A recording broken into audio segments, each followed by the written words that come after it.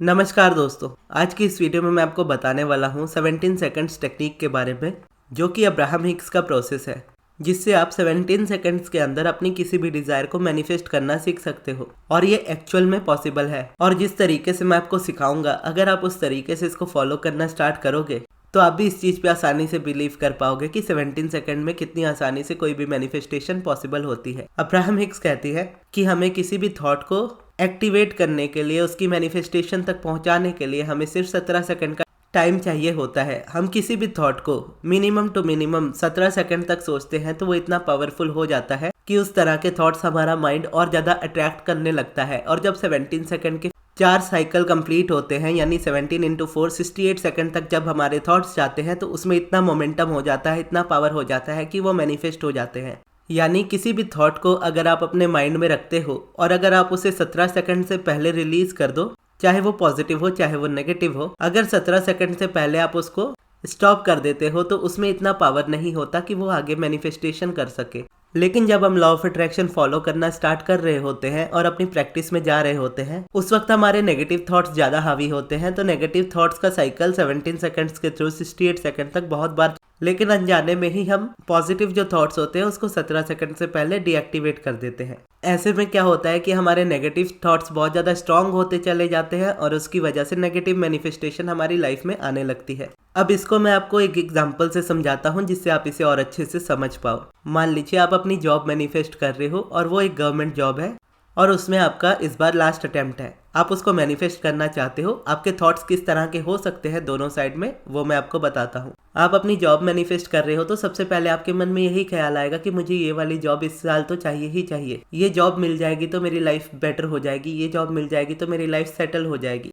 अब ये 2-3 सेंटेंसेस जो मैंने बोले, इसको इस हिसाब से देखो कि मैंने 17 सेकंड्स तक इन थॉट्स को सोचा। अब जैसे जैसे 17 सेकंड के ऊपर ये थॉट्स जाते जाएंगे, मेरा थॉट और ज़्यादा स्ट्रांग होता जाएगा ये वाला। अब मान लीजिए मैं इसको पूरी तरह से कहकर बताता हूँ कि इस साल मुझे मेरी गवर्नमेंट वाली जॉब मैनिफेस्ट करनी है और ये मेरा इस बार का लास्ट अटेम्प्ट है और मैं चाहता हूँ कि ये जॉब मेरी इस बार मुझे मिल जाए, क्योंकि अगर ये जॉब मुझे मिल जाती है तो मेरी लाइफ पूरी तरह से सेटल है। मैं जो चाहे वो आसानी से कर पाऊँगा, मेरी अपनी फाइनेंशियल लाइफ बहुत अच्छी रहेगी, मेरे सारे ड्रीम्स आसानी से पूरे होंगे, मैं जहाँ चाहे वहाँ ट्रैवल भी कर पाऊँगा और जो चाहे वो खरीद भी पाऊँगा। मुझे कार लेनी है, मुझे घर लेना है, सारे सपने मेरे इससे आसानी से पूरे हो सकते हैं और इतना फाइनेंशियली स्टेबल रहूँगा कि अपनी लाइफ को बहुत अच्छे से एंजॉय कर पाऊँगा। अब ये देखोगे तो 17 टू 68 सेकंड्स का एक सिनेरियो है कि इस तरीके से हमारे थॉट्स का साइकिल होना चाहिए अगर हम मैनिफेस्ट करना चाहते हैं तो। और जैसे एक थॉट के बाद दूसरा थॉट, दूसरे के बाद तीसरा थॉट जब आने लगता है तो आपका माइंड उस जगह पे और ज़्यादा इंगेज होने लगता है, क्योंकि माइंड आपका एक वक्त में एक ही चीज़ को सोच सकता है, या तो वो पॉजिटिव सोच रहा है या तो वो नेगेटिव सोच रहा है। अगर आप अपने थॉट्स को लेकर कॉन्शियस होते हो तो आप उसको पॉजिटिव कर पाते हो, लेकिन जब करंट रियलिटी उसके अपोजिट रहती है तो अनजाने में ही हमारे थॉट्स चेंज हो जाते हैं। उनका डायरेक्शन इस तरीके से चेंज हो जाता है कि वो हमें एक नेगेटिव मैनिफेस्टेशन की तरफ ले जा रहे होते हैं और हमें पता भी नहीं चलता। क्योंकि थॉट्स के आप फोकस का टाइम बोलोगे तो मिनिमम टू मिनिमम 17 सेकंड है कि आप 17 सेकंड तक किसी थॉट पे फोकस डालो, वो एक्टिवेट होना ही है। वही राई का पहाड़ बनता है। फिर एक छोटा सा थॉट स्टार्ट होता है, उस तरह के कई सारे थॉट्स और अट्रैक्ट हो जाते हैं। जैसे पहले वाले सीन में मैंने आपको इस तरीके से बताया कि ये चीज़ मुझे मिल जाएगी तो इतना अच्छा होगा, इस सारी चीज़ें होंगी, इस तरीके से मैं रह पाऊंगा, इस तरीके से मैं अपनी लाइफ जी पाऊंगा। तो ये तो हो गया मैनिफेस्टेशन वाला। अब एक्चुअल में रेजिस्टेंस वाला कैसा होता है वो मैं आपको बताता हूँ। सेम सिनेरियो है, सेम मैनिफेस्टेशन करनी है, गवर्नमेंट जॉब है, लास्ट अटेम्प्ट है और जॉब चाहिए ही चाहिए। तो इस बार हमारा मान लीजिए रेजिस्टेंस की तरफ हमारा ध्यान जाता है, तो हमारे थॉट्स इस तरीके से होंगे इस जगह पर। इस साल मेरा लास्ट अटेम्प्ट है मेरे गवर्नमेंट एग्जाम का, मुझे ये वाली गवर्नमेंट जॉब चाहिए ही चाहिए, लेकिन मैं इतने सालों से ट्राई कर रहा हूँ, इतने सालों से ये चीज़ नहीं हुई है, पता नहीं अभी कैसे होगी। एक तो मेरी तैयारी भी पूरी तरह से नहीं है, मैं सुबह जल्दी उठ भी नहीं पाता, पढ़ाई भी नहीं कर पाता, सिलेबस भी कंप्लीट नहीं हो पा रहा, समझ नहीं आ रहा कहाँ से शुरू करूँ कहाँ से ख़त्म करूँ, लेकिन फिर भी पढ़ा ही नहीं जा रहा, मन ही नहीं कर रहा पढ़ने का। ऐसा लग रहा है कि इस बार भी नहीं होगा, पता नहीं मैं कैसे इस चीज़ को कर पाऊंगा। और अगर एग्ज़ाम मेरा क्लियर हो भी गया तो मेरे पास इतने पैसे नहीं है कि मैं उस जगह तक जा सकूं, क्योंकि वहाँ पर जाने के लिए भी पैसे लगते हैं। वहाँ पर जिनकी सोर्स होती है उनका ही खाली उस जगह पर होता है, बहुत लिमिटेड लोगों का वहाँ पर होता है। मेरे पास तो उतनी जान पहचान नहीं है, मेरे पास उतने पैसे भी नहीं है। मुझे समझ नहीं आ रहा कि मैं क्या करूं। अगर मेरा इस जॉब में नहीं हुआ तो मेरी लाइफ पूरी तरह से बर्बाद हो जाएगी और मेरा ये लास्ट अटेम्प्ट है, तो इस बार नहीं हुआ तो मैं दोबारा ट्राई भी नहीं कर पाऊंगा। फिर उसके बाद मेरी लाइफ में मेरे पास कोई ऑप्शन नहीं बचेगा, मेरी तो किस्मत ही खराब है, कभी भी मेरा नहीं होता, इतनी भी मेहनत कर लो कभी नहीं होता। अब एक तरह का आप देखोगे तो ये दूसरा वाला थॉट होता है जो most of the time resistance में जब आप होते हो तो ये वाले थॉट्स इस तरीके से यूज होते हैं। अब 2 सिनेरियो मैंने 2 तरीके से आपको बताए, उस तरीके से अब आप अपनी लाइफ में देखो। अगर आप गवर्नमेंट जॉब या कुछ भी मैनिफेस्ट कर रहे हो तो आपके थॉट्स किस तरह से है, पहले वाले सिनेरियो की तरह है जहां पर आप अच्छे से बात कर रहे हो, या दूसरे वाले सिनेरियो जो अभी मैंने बोला। अगर पहले वाले सिनेरियो की तरह आप अपने थॉट्स को कंटिन्यू कर रहे हो तो मैनिफेस्टेशन डेफिनेटली होनी है। अगर आप दूसरे वाले साइड की तरफ ज़्यादा जा रहे हो जो मैंने इस वक्त आपको बताया, तो ये तो सबसे पहले आपको एट द एंड ये बिलीव दिला देगा पूरी तरह से कि आपको ये जॉब नहीं मिल सकती, और मैनिफेस्टेशन भी देखोगे कि उसी तरह की होगी। और इस 17 सेकंड का अगर आप प्रोसेस समझो तो इसकी खासियत भी यही है कि ये 17 सेकंड का है, और इसका नुकसान भी यही है कि ये 17 सेकंड का है। क्योंकि एक्चुअल में देखा जाए तो जब रेजिस्टेंस में आप होते हो तो आपको पता नहीं होता 17x4 यानी 17x4 68 में आप कितने साइकिल्स इस तरह के दिन भर में बात कर रहे हो। आप अपनी जॉब को मैनिफेस्ट कर रहे हो, ये तो चलो मैंने आपको इस तरीके से बताया कि एक सिनेरियो ऐसा होता है, लेकिन इसी तरीके से आप पूरे दिन भर में कितनी बार इस बारे में बात करते हो, और ये मोमेंटम आपको खींचता चला जाता है और इसी तरह की नेगेटिव मैनिफेस्टेशन में डाल देता है। सेम उसी तरह से अगर आप इसको चेंज करने की भी कोशिश करो तो खासियत यही है इस वाले सब्जेक्ट की कि इसमें 17 सेकंड ही लगेंगे आपको एक न्यू थॉट क्रिएट करने में। आपको जस्ट अवेयरनेस ज़्यादा चाहिए होगी कि आपको पता रहे कि एक्चुअल में आप क्या बात कर रहे हो अपने मन में, तभी तो आप उसको चेंज कर पाओगे। अब मान लीजिए आपका ध्यान जा चुका है, आपको पता लग चुका है कि आप सेकंड वाले सिनेरियो पे ज़्यादा जा रहे हो, अब आपको 1 वाले सिनेरियो पे जाना है जो इजी है। और यहाँ पर देखोगे तो आपका एफर्मेशंस नहीं बोलनी होती, बोलना चाहो तो बोल सकते हो, गलत तरीका नहीं है एफर्मेशंस का भी, लेकिन ईजी तरीका भी नहीं है। क्योंकि एफर्मेशन में आप वो बोलते हो जो चीज़ आपकी लाइफ में नहीं है उसको इस तरीके से बोलते हो कि वो चीज़ है मेरी लाइफ में। तो जब आप बोलते हो कि वो है और जब आपकी लाइफ में वो नहीं दिखता तो रेजिस्टेंस क्रिएट होती है, माइंड उसमें बिलीव नहीं कर पाता। लेकिन जब तक आपका ध्यान इस नेगेटिव वाले पैटर्न में कंटिन्यूअसली जा रहा होता है तो उस जगह पर आप मैनिफेस्ट नहीं कर सकते, क्योंकि एक तो 17 सेकंड का मोमेंटम बहुत स्ट्रांग हो जाता है और इसको आप 17 to 68 सेकंड नहीं पूरे दिन भर में इसी तरह से बात करते हो। तो कितने 17 सेकंड के साइकिल इस तरीके से जाते हैं जो आपके माइंड में इस चीज़ को बिलीफ की तरह बैठा देते हैं कि ये चीज़ नहीं हो सकती। अब आप समझ जाते हो कि 17 सेकंड में आप इसको चेंज कर सकते हो, तो आप कॉन्शियसली इस चीज़ को चेंज करने की कोशिश करते हो पहले वाले तरीके से। सिनेरियो सेम है, आपको बस पहले से बेटर फील करना है, इस नेगेटिविटी को छोड़ देना है जो एट द एंड आपको ये बिलीव दिला देती है कि आपकी जॉब आपको नहीं मिल सकती किसी भी रीज़न से।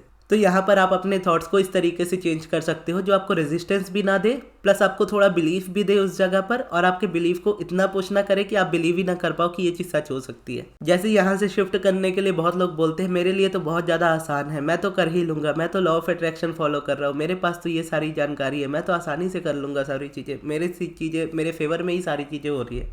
अब जब आप लॉ ऑफ अट्रैक्शन को लंबे समय से फॉलो कर रहे हो और आपकी टीचिंग्स में लेकर आप बोलो नॉलेज अच्छी है और पकड़ अच्छी है थॉट्स में, तब आप इस तरीके से बोलो तो चलेगा। लेकिन अगर आप स्टार्टिंग में हो इस तरीके से आप बात करोगे, एट द एंड आपको यही बिलीफ मिलेगा कि ये चीज़ सच नहीं है आपकी रियलिटी में। अब इसे आप अपने तरीके से चेंज करना स्टार्ट करोगे जिस तरीके से आपका मन बिलीव कर पाए इस जगह पर। सिनेरियो सेम है, अब मैं इसको रिपीट करके बताता हूँ किस तरीके से चेंज किया जाता है इसको। गवर्नमेंट जॉब है, लास्ट अटेम्प्ट है, ये जॉब मुझे चाहिए। यहाँ पर अपने थॉट्स को इस तरीके से चेंज किया जाता है कि मुझे इस साल मेरी गवर्नमेंट वाली जॉब चाहिए, क्योंकि मैंने अपनी जॉब को हमेशा से इस वाली जॉब को चाहा है। ये वाली जॉब अगर मुझे मिल जाती है तो मेरे लिए बहुत ज़्यादा बेटर रहेगा, प्लस मैं अपनी लाइफ को फाइनेंशियली बहुत अच्छे से ग्रो कर पाऊंगा। प्लस ये वाली जॉब रहेगी तो मैं अपने घर के नज़दीक रहूँगा या अपने फेवरेट शहर में रहूँगा, और मेरे अराउंड जिन भी लोगों ने इस जगह पे अटेम्प्ट किया है उनका लास्ट अटेम्प्ट तक हो ही जाता है। स्टार्टिंग में मुझे कुछ चीज़ें नहीं पता होती थी, वो सारी चीज़ें मुझे अब पता चलने लगी है, किस तरीके से मुझे प्रैक्टिस करनी है या किस तरीके से मुझे अपने सिलेबस को कंप्लीट करना है। ये सारी तरीके मैंने ऑलरेडी किए हुए हैं, अब मैं इसको अच्छे तरीके से जाके एग्ज़ाम में दूंगा और ये चीज़ मुझे पता है कि हो जाएगी। अगर नहीं भी होती है तो कोई प्रॉब्लम नहीं है, क्योंकि ये ज़रूरी नहीं है कि ये जॉब मुझे ना मिले तो मेरी लाइफ बेटर ना हो। मेरी लाइफ तो हमेशा बेटर होगी ही होगी। ये जॉब अगर मुझे मिल जाती है तो मेरी लाइफ में मुझे अचीवमेंट एक अच्छी मिल जाएगी जो मैंने चाही है। अब यहाँ पर आप देख सकते हो कि मैंने बोला कि जॉब नहीं भी मिली तो कोई प्रॉब्लम नहीं है। तो ऐसा कहना क्यों है? ऐसा कहना आप तब कह सकते हो जब आपको लगता है कि ये जॉब नहीं मिली तो आपकी लाइफ ख़राब हो जाएगी। क्योंकि अगर मिल जाती है तो बहुत अच्छा है, अगर नहीं भी मिलती है, किसी भी रीज़न से अगर नहीं मिलती है तो आपकी लाइफ नहीं ख़राब होगी कभी भी। आपकी लाइफ में बहुत सारी चीज़ें होंगी आगे भी करने को।